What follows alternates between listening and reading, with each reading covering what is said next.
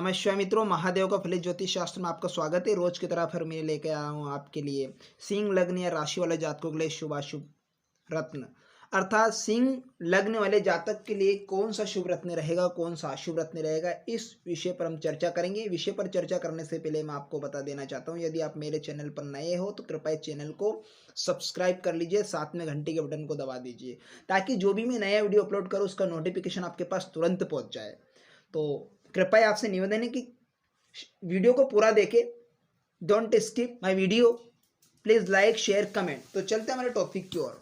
तो यहाँ पर सिंह लग्न की कुंडली में हम रत्नों को अप्लाई कर कर देखते हैं कौन सा रत्न शुभ रहेगा, कौन सा अशुभ रहेगा सिंह लग्न वाले जातकों के लिए। इस पर हम चर्चा कर लेते हैं।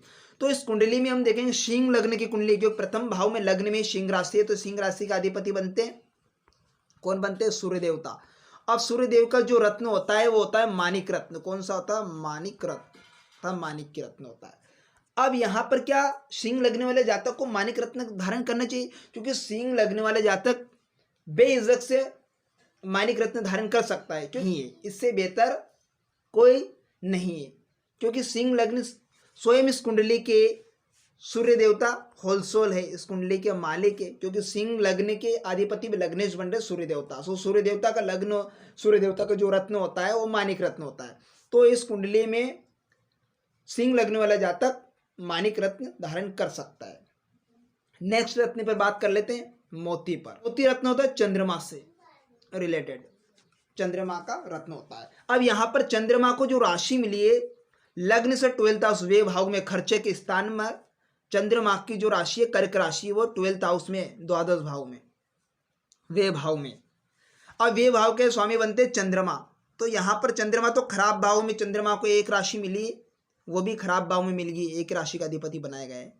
और ऐसे में द्वादश भाव के स्वामी और वो भी खराब घर में राशि मिली, तो इसलिए आप मोती धारण करने से बचना चाहिए। जातक को मोती धारण नहीं करना चाहिए, क्योंकि वैसे ही चंद्रमा बलहीन है। तो जातक को क्या नहीं करना चाहिए? मोती धारण करने से बचना चाहिए, मोती धारण नहीं करना चाहिए।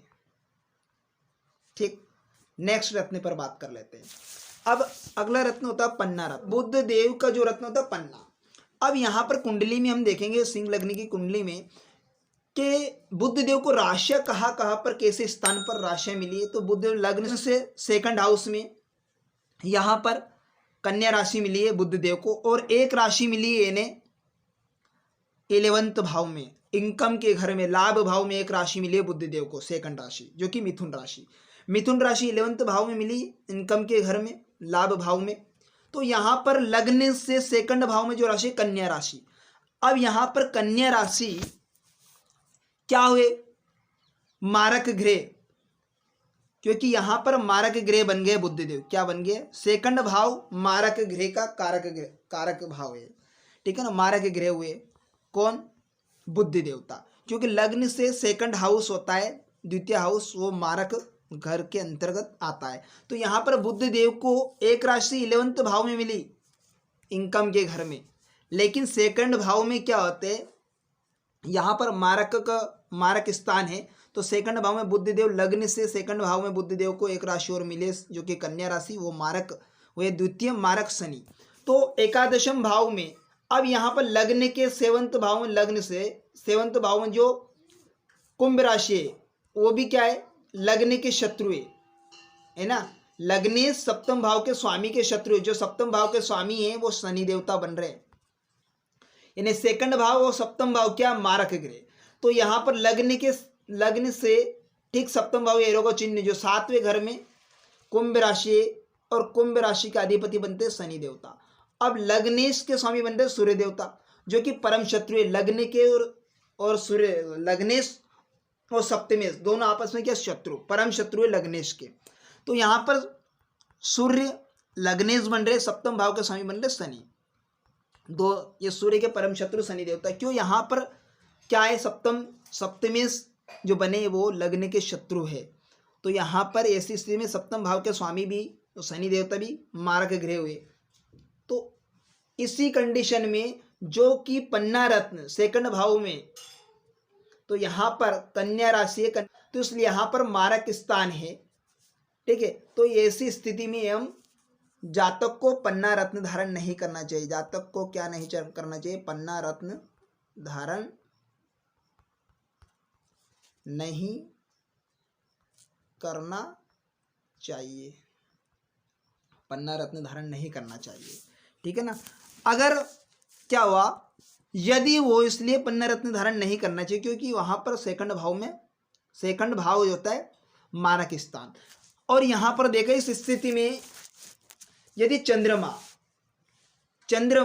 मिथुन राशि के अंतर्गत हो, मिथुन राशि में या कन्या राशि में राशिगत हो, मिथुन या कन्या राशिगत चंद्रमा स्थित हो सिंह लग्न में, सिंह लग्न की कुंडली में कन्या राशि में या मिथुन राशि में चंद्रमा स्थित हो, तो क्या करते हैं? जातक को पन्ना रत्न धारण कर सकता है। जातक क्या कर सकता है? पन्ना रत्न धारण कर सकता है।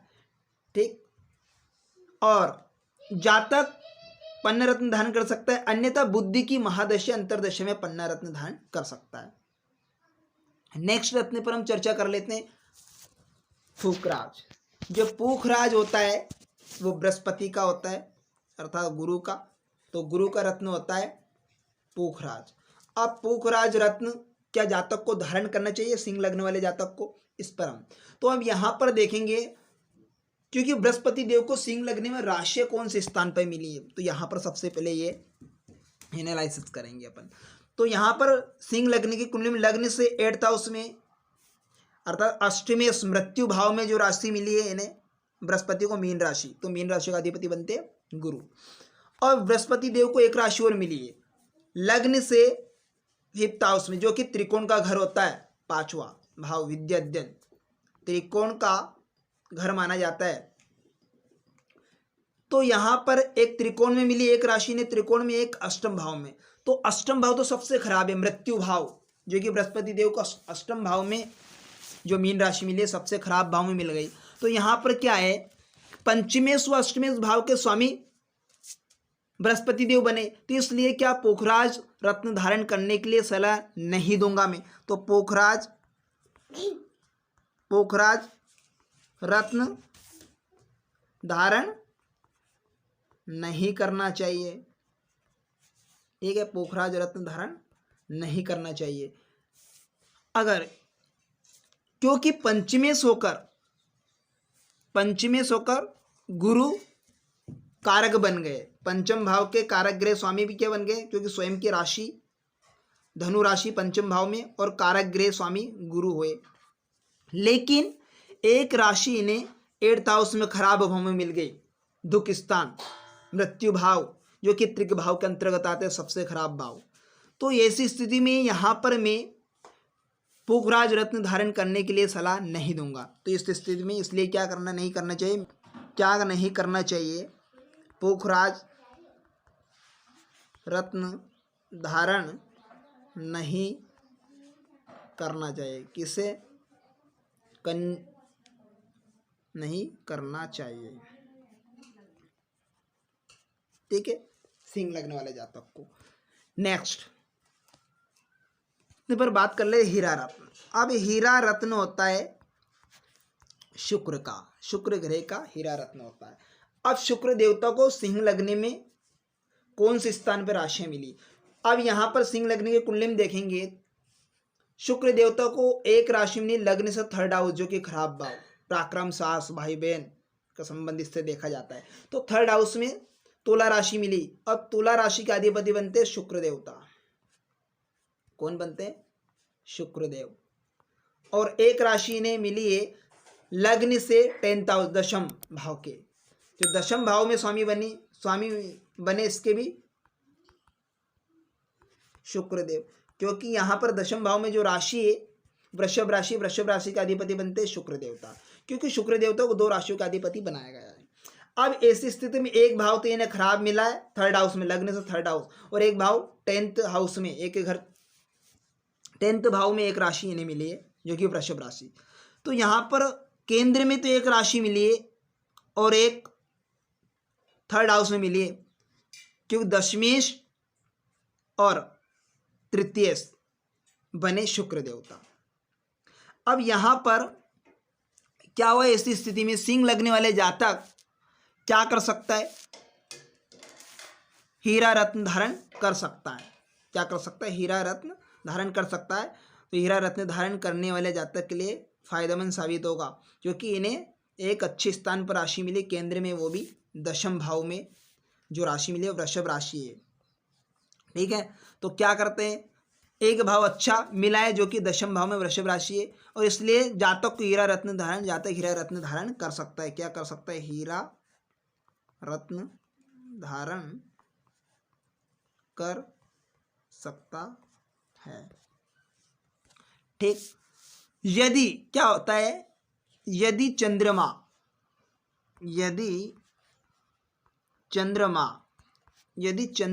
क्या हो, वृषभ में हो, वृषभ राशि के अंतर्गत हो, या तुला राशिगत, या मकर राशिगत, या कुंभ राशिगत विराजमान हो, अगर बैठे हो सिंह लग्न वाले जातक की कुंडली में, तो ऐसी स्थिति में जातक को हीरा रत्न धारण करना बहुत ही फायदेमंद साबित होगा। हीरा रत्न धारण कर सकता है।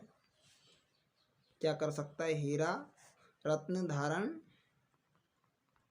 कर सकता है। लेकिन ऐसी स्थिति में भी जातक क्या कर सकता है, सिंह लगने में शुक्रदेव इस कुंडली में तृतीय बन रहे, एक 10 दशम भाव के स्वामी बन रहे, तो इस स्थिति में भी क्योंकि एक राशि ने 10th भाव में अच्छे घर में मिली है, ठीक है, तो आप हीरा रत्न जातक धारण कर सकता है। नेक्स्ट नीलम रत्न पर चर्चा कर लेते हैं। तो नीलम रत्न इस कुंडली में लग्न से सप्तम भाव में जो राशि मिली है वो कुंभ राशि, और कुंभ राशि के स्वामी बनते हैं, कौन बनते हैं कुंभ राशि के स्वामी, शनि देवता। अब यहाँ पर क्योंकि शनि देवता का रत्न होता है, शनि देव का रत्न होता है नीलम। अब क्या नीलम रत्न धारण करना चाहिए, ये देखते हैं। तो यहाँ पर हम देखेंगे क्योंकि लग्न से सप्तम भाव में शनिदेव की एक राशि मिली जो कि कुंभ राशि के स्वामी बनते हैं शनिदेव, जो कि लग्नेश के भी क्या है, अति परम शत्रु है। कौन, शनिदेव, क्योंकि लग्नेश यहाँ पर सूर्यदेव बन रहे, तो सूर्य के शत्रु शनिदेव, परम शत्रु। तो ऐसी स्थिति में शनिदेव के एक राशि षष्ठम भाव रोगेश भाव में मिली, ऋण भाव में, छोटी मोटी बीमारी, ऐसे घर में ना षष्ठम भाव के स्वामी बन रहे शनिदेव। तो एक राशि सप्तम भाव में, एक षष्ठम भाव में मिली, तो एक भाव तो इन्हें षष्ठम भाव में बहुत ही खराब, और लग्नेश के शत्रु भी है शनिदेव, क्योंकि सप्तम भाव में जो राशि मिली कुंभ राशि के भाव स्वामी बनते हैं शनिदेव, तो यह लगने के भी शत्रु है। तो ऐसी स्थिति में जातक को नीलम रत्न धारण नहीं करना चाहिए। सिंह लगने वाले जातक को नीलम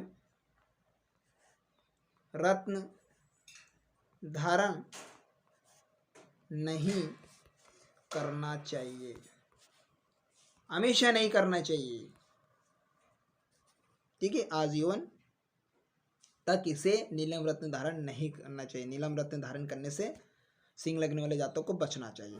तो ये थी आज की सिंह लगने की कुंडली के बारे में, हमने शुभ अशुभ रत्न के बारे में जाना। नेक्स्ट वीडियो में हम कन्या लगने की कुंडली में शुभ अशुभ रत्न के बारे में हम चर्चा करेंगे।